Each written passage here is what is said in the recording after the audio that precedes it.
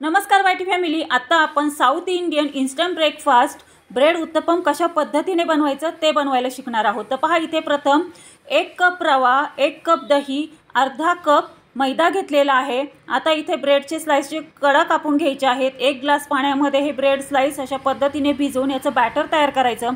आता हे bread उत्तपमचं batter मिक्सरला छान असं फिरवून घ्यायचं आहे। नंतर एका पातेल्यामध्ये काढून घ्यायचं। आता चवीसाठी त्यामध्ये मीठ घालायचं आहे। एकजीव करून घ्यायचं आहे हे बॅटर।